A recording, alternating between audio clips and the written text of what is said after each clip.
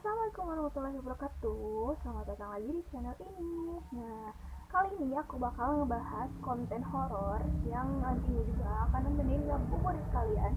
Dan buat kalian yang lagi berpuasa, nah semangat dan juga tetap jaga kesehatan. Nah, buat kalian juga yang belum subscribe channel ini, tolong dibantu untuk subscribe agar channel ini semakin berkembang. Dan buat kalian juga yang suka dengan video ini, jangan lupa like, komen, dan juga share ke teman-teman kalian. Dan jangan lupa tekan tombol lonceng notifikasinya agar kalian bisa tahu video terbaru dari channel.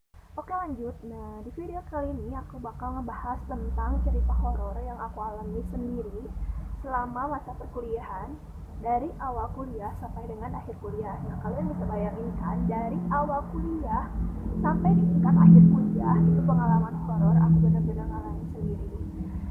Pokoknya video ini juga bakalan aku bagi beberapa part karena emang ceritanya itu panjang. Nah, persisnya itu ceritanya itu berawal dari kosan. Emang lebih tepatnya di kosan, sampai akhirnya aku pindah-pindah kosan. Dan di setiap kosan yang aku tempatin itu mempunyai cerita mistisnya tersendiri. Nah, buat kalian yang penasaran sama ceritanya, harus tonton video ini sampai habis. Oke, pertama-tama kenalin dulu, aku merupakan lulusan dari salah satu universitas di kota Tasikmalaya. Nah, awal ceritanya itu, karena aku masuk kuliah di tahun 2016. Sebenarnya aku tuh merupakan lulusan di tahun 2015.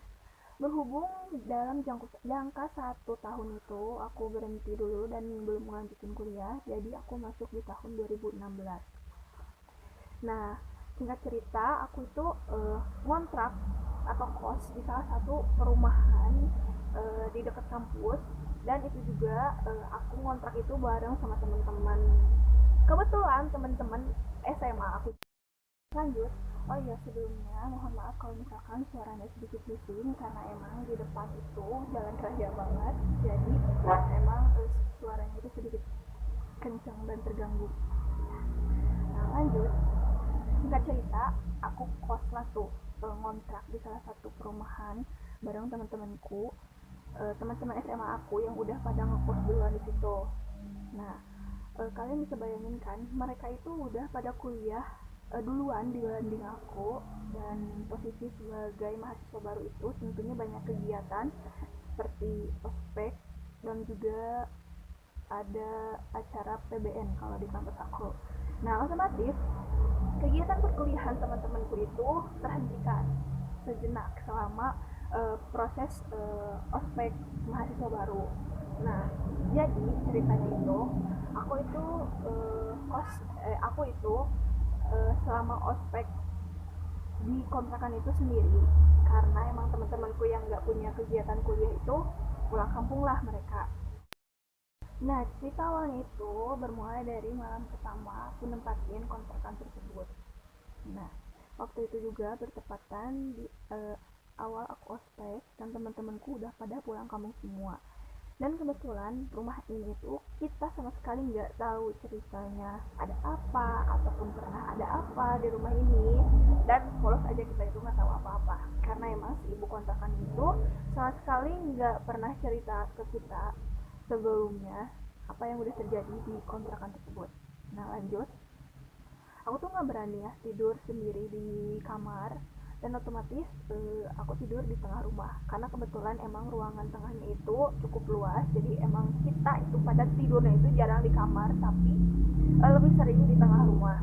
Nah, pada saat tengah malam udah lewat jam 12 kalau nggak salah itu hampir jam 2 atau jam 3, aku tuh kebangun karena ngedenger suara kayak gelas gelas kaca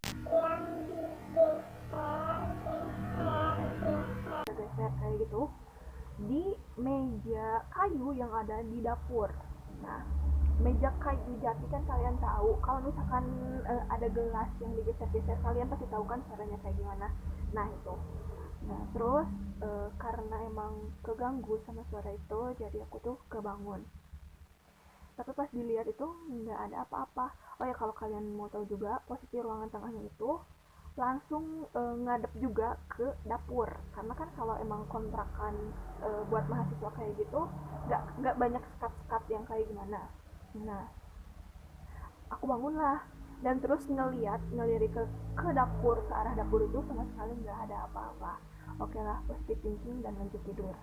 Di tidur yang kedua baru juga merem, udah kedengeran lagi tuh suara si gelas yang digeser-geser. Geram lah, nah, kemudian bangun dan beranjak langsung jalan ke dapur. Pas dicek ke dapur takutnya ada tikus lah apa-apa, tapi sama sekali tuh nggak ada tikus ataupun apa, karena emang posisi barang-barang yang ada di dapur itu cuma sedikit, jadi kalau misalkan ada tikus atau apapun yang ada di lantai itu pasti kelihatan. Nah ini tuh nggak ada apapun sama sekali. Oke lah kalau gitu lanjut tidur lagi dan masih tetap positif thinking. Nah, untungnya pas waktu tidur lagi itu udah nggak ngedenger apa-apa, karena emang eh, udah excited banget buat nyambut ospek hari pertama.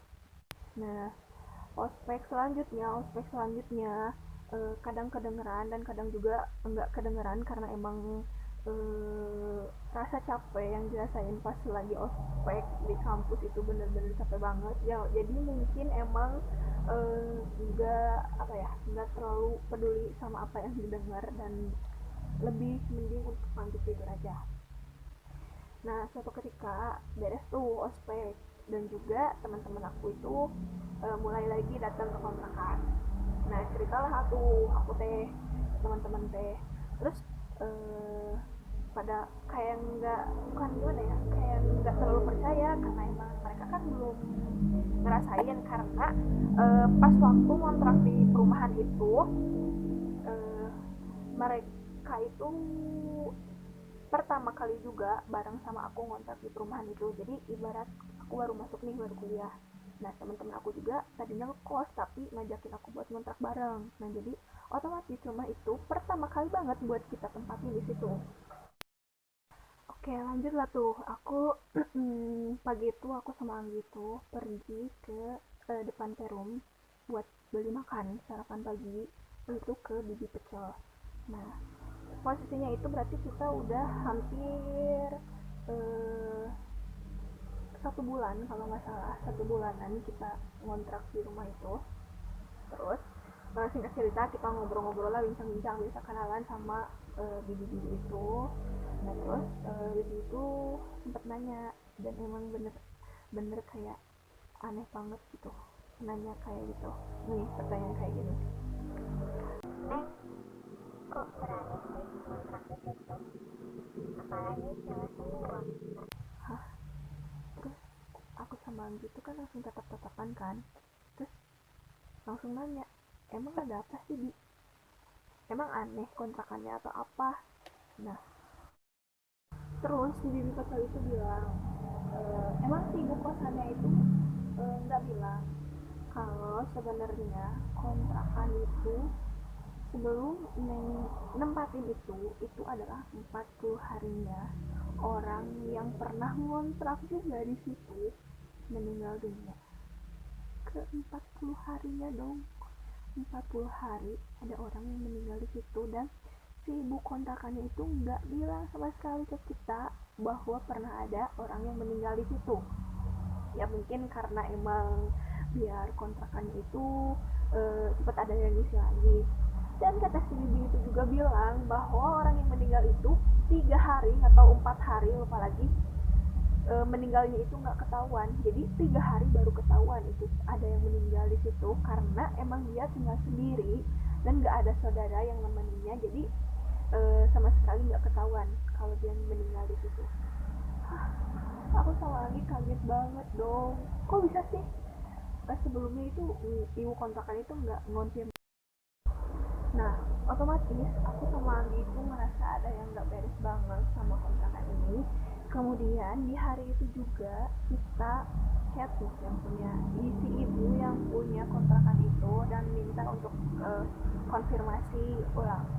Nah dan kalian tahu pas kita tanya itu, ibu itu bilang, ada nih, orangnya itu baik kok, orangnya itu soleh kok, jadi insya Allah nggak akan ada apa-apa ke depan. Ya mau gimana lagi, soalnya yang kita mau itu seharusnya si ibu itu konfirmasi dari awal bahwa misalnya kontrakan itu gini gini gini gini gini gini. Udah kayak gitu ya wes lah, kita mikir ya udahlah gimana lagi, orang itu kontrakan udah kita bayar full untuk